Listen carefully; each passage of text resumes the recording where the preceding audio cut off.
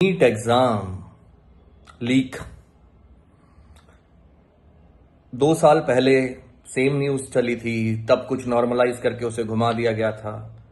NTA पे सवाल और बाकी अथॉरिटीज पे सवाल तो लाजमी है, बट मेरा क्वेश्चन पेरेंट्स से है जो ये पेपर खरीद रहे हैं।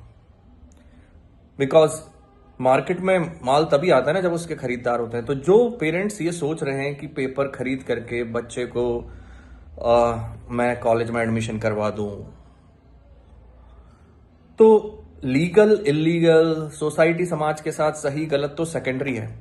क्या आप अपने बच्चे के साथ भी सही कर रहे हो पेपर खरीद करके उसे एडमिशन करा के? ऐसे फर्स्ट, जब आपने पेपर खरीद के दिया, दैट मीन्स तभी आपके बच्चे को जो आप दे रहे हो, तो उसके माइंड में तो ये है कि मैं इन लोगों से compete नहीं कर सकता, तभी मैं ये बैक वाला रास्ता देख रहा हूं, है ना।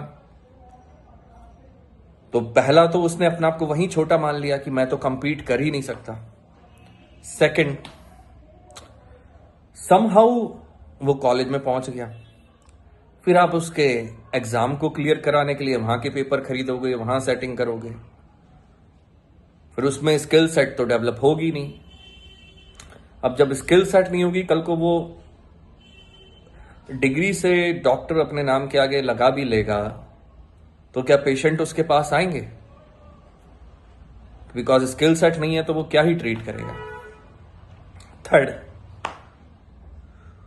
उसका रियल टैलेंट कुछ और होगा।